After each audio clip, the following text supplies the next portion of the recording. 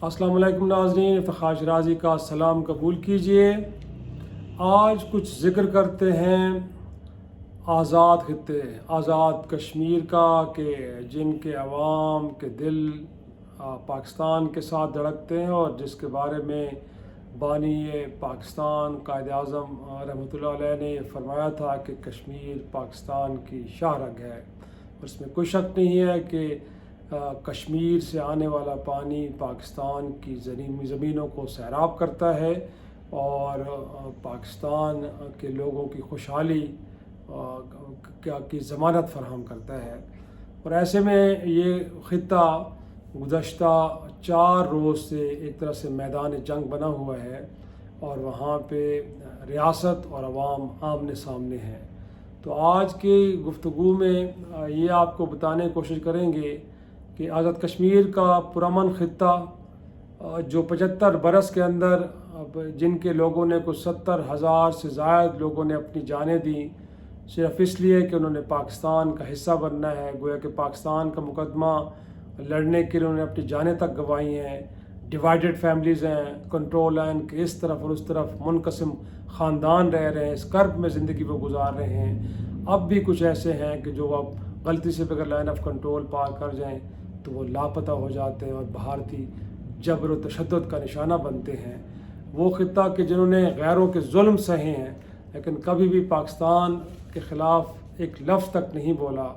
वहाँ पे लोग आज क्यों यहाँ एहतजाज और रियासत के ख़िलाफ़ डंडे उठा के खड़े हैं, पुरतशद्दुद मुज़ाहरे क्यों हो रहे हैं। तो आज की गुफ्तगू में हम कुछ जानने की कोशिश करेंगे और आपको कुछ बताएंगे भी सही कि इसकी वजूहात क्या हैं। तो नाज़रीन, जैसे मैंने आपसे कहा कि आज़ाद कश्मीर पुरअमन ख़ित्ता रहा है। न सिर्फ ये बल्कि गिलगित बल्तिस्तान वो भी पाकिस्तान का हिस्सा, वहाँ पे भी हमेशा आपने देखा है कि मुहिब वतन लोग, पाकिस्तान के साथ खड़े होने वाले लोग, पाकिस्तान का मुकदमा लड़ने वाले लोग, जिस तरह पाकिस्तान कश्मीर का मुकदमा लड़ता है इससे बढ़ के वो लड़ रहे हैं वो लोग। तो मेरा ख़्याल में वहाँ पे कभी भी हमने नहीं देखा कि कोई पाकिस्तान मुखालिफ आवाज़ें हमें देखने को मिली हों। और अब भी ऐसे ही है, लेकिन ओवर द ईयर्स क्या ऐसा हुआ है कि ये बात यहाँ तक पहुँची। और आज आप देखें कि भारतीय मीडिया पर ज़रा नज़र दौड़ाएं तो भारत का मीडिया जश्न मना रहा है, वहाँ की रियासत जश्न मना रही है। और नरेंद्र मोदी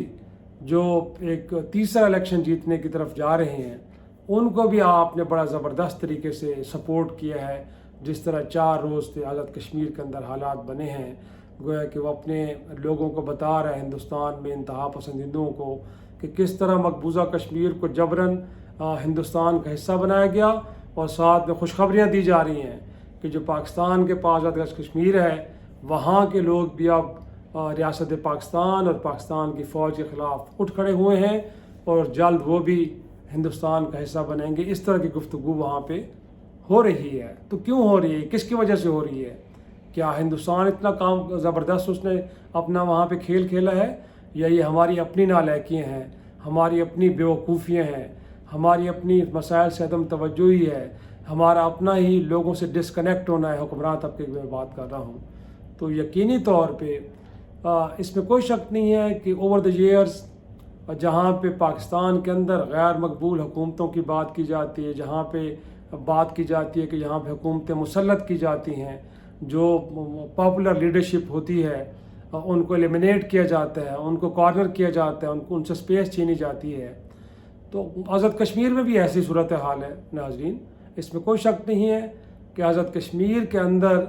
अवाम की मकबूल हुकूमत का क़याम,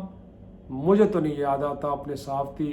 करियर के 30 बरसों में कि जहाँ पे हम समझें कि जिन लोगों को अवाम ने वोट दिए है वो जाके अनाल इक़्तिदार में बैठे हों। वहाँ पे भी इसी तरह की कुछ अरेंजमेंट्स होती हैं बदकिस्मती के साथ, कि जिसमें मखसूस लोग जो हैं वो ख़ास सपोर्ट के ज़रिए वहाँ पे इक़्तिदार में आते हैं। और जब ऐसे लोग इक़्तिदार में आते हैं तो लामहला तौर पे उनका आम आदमी के साथ तो कनेक्ट होता नहीं है। उनको पता होता है कि वो ताकत कहाँ से लेके आए हैं, लिहाजा अपने आकाओं को खुश करना, वो सियासी हों या कोई और हों, वो उनका मत में नज़र होता है। लेकिन आम आदमी उनका एक तरह से कोई उनके साथ उनका कनेक्ट नहीं होता। और यही वजह है कि اس عرصے کے دوران 75 برسوں میں وہاں پہ بھی اگر ایسی حکومتیں رہی ہیں تو عوام سے ڈسکنیکٹ رہی ہیں، تو جب رہی ہیں تو وہ ظاہر سی بات ہے غیر مقبول فیصلے کرتی رہی ہیں، لیکن ہوتا پھر یہی ہے نا کہ انف از انف۔ تو آزاد کشمیر کے اندر بھی جب آپ نے اس طرح کے فیصلے اور لیے کہ جس میں عوام کے اوپر اور بوجھ بڑھا، ان کی فرسٹریشن اور بڑھی، تو وہ ڈنڈے اٹھا کے پتھر اٹھا کے سڑکوں پہ آ گئے، اور ایسے آئے کہ وہاں پہ دیکھیں کہ ایک پولیس اہلکار کی شہادت ہو گئی، درجنوں لوگ زخمی ہیں، اور وہاں پہ ایکشنز کمیٹی بن گئی، ریاست اور عوام آمنے سامنے کھڑے ہو گئے کہ وہ لوگ کہ جو ہندوستان کے خلاف ہماری فرسٹ ڈیفنس لائن تھے اور ان کے اس اتنے بڑے جبر تشدد کے خلاف وہ کھڑے تھے، وہ اب آپس میں لڑ رہے ہیں، وہ ریاست کے خلاف نعرے لگا رہے ہیں۔ تو میرا خیال میں آج یہ مقام فکر ہے کہ ایسا کیوں ہوا، اور ظاہر سی بات ہے ہمیں پوچھنا چاہیے وہاں پہ بیٹھے لوگوں سے کہ جن کو ہم نے ذمہ دار ٹھہرایا ہے کہ آپ نے عوام کی پلس پہ ہاتھ رکھنا ہے، عوام کیا چاہتے ہیں، عوام کے کیا مسائل ہیں۔ جب وہ وہاں پہ لوگوں سے آٹے پہ سبسڈی ختم کر رہے تھے، جب آپ وہاں پہ بجلی کے نرخ زیادہ کر رہے تھے، تو آپ کو معلوم ہونا چاہیے تھا، اور دوسری جانب آپ اپنی کابینہ کے لوگوں کے لیے مراد میں اضافہ کر رہے تھے۔ سیم فیشن یہاں پہ بھی شہباز شریف صاحب، جہاں پہ لوگوں کو میسج ہے کہ پیٹ پہ پتھر باندھو، آسٹیرٹی، ہم اپنی تنخواہ نہیں لے رہے، ریڈ کارپیٹ ختم کر دیا ہے، لیکن وہیں پہ وزیر اعظم سیکریٹریٹ کے جو بیوروکریٹس ہیں ان کو 4 تنخواہوں کے بونس دیے جاتے ہیں انعام میں، پتہ نہیں کیوں دیے جاتے، پاکستان میں ایسا کیا ہو گیا ہے۔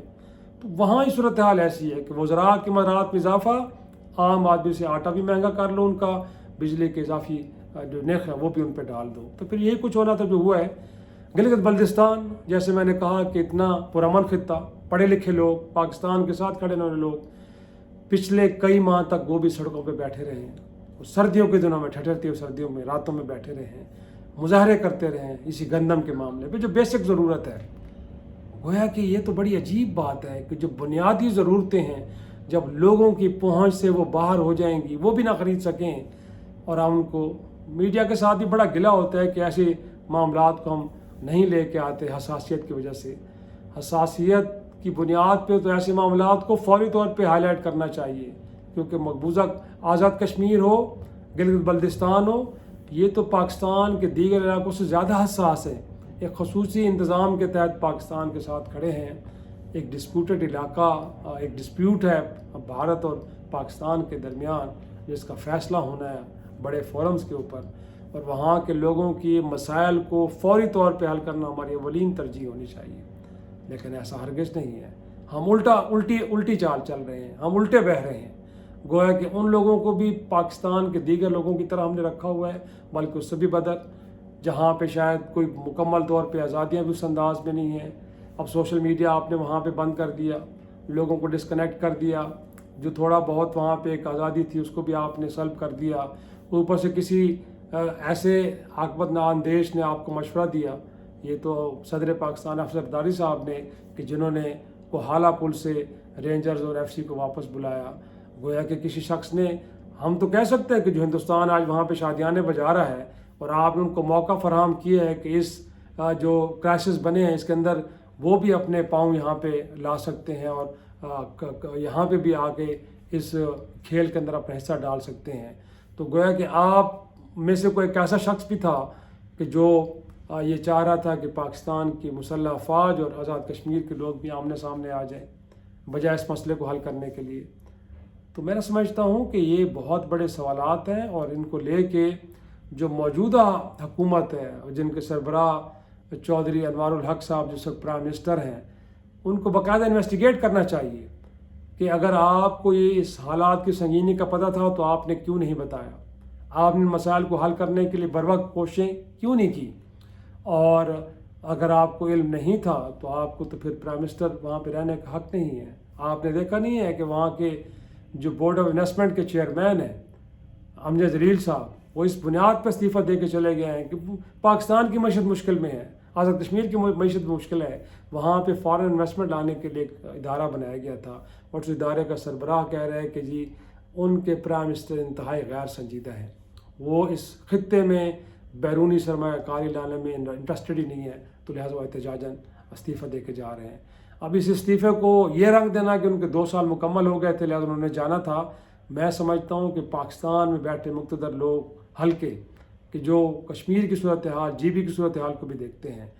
اگر وہاں پہ خدا نخواستہ اسی طرح کی ناراضگیاں بڑھتی گئیں جیسے کہ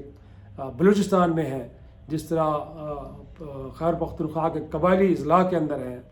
تو یہ حالات یاد رکھیے گا، نیا فرنٹ پاکستان کے خلاف کھلا تو پھر حالات ہمارے کنٹرول میں نہیں رہیں گے۔ تو لہٰذا آج ان کرائسس کو حل کرنے کے لیے ایک سیریس ایفرٹ تو ضرور ہو رہی ہے، لیکن ساتھ ساتھ جو ان کے ذمہ دار ہیں ان کو پنش کرنا بڑا ضروری ہے۔ اگر آپ ان کو پنش نہیں کریں گے تو پھر آپ کو یاد رکھنا چاہیے کہ دشمن تو اسی طاق میں ہے، دشمن تو اس موقع کی تلاش میں ہے کہ آپ اس کو کوئی اور اپرچونیٹی فراہم کریں۔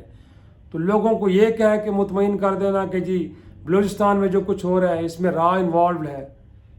اس میں بیرونی پاکستان مخالف عناصر انوالوڈ ہیں، قبائلی علاقوں میں جو کچھ ہو رہا ہے اس میں بھی جو پاکستان مخالف قوتیں ہیں وہ انوالوڈ ہیں، یا پاکستان کے اندر دہشت گردی کے واقعات یا کراچی کے اندر جو دہشت گردی کے واقعات ہو رہے ہیں، یہ بیانیہ لے کے آنا کہ اس میں بھائی پاکستان دشمن طاقتیں تو ہوں گی ملوث، لیکن جو پاکستان کے محافظ ادارے ہیں اور جو حکومتیں ہیں وہ کیا کر رہی ہیں، ان کو کون اکاؤنٹیبل کرے گا؟ تو صرف یہ بیانیہ عوام کے سامنے رکھ دینا کافی نہیں ہے، بلکہ ان کی باز پرس ہونی چاہیے اور لوگوں کو سزا ملنی چاہیے، تب جا کے پاکستان ٹھیک بھی ہوگا اور بچ بھی پائے گا۔ ادروائز تو جس طرف ہم حالات کو لے کے جا رہے ہیں، ہم تو اپنے دشمن کو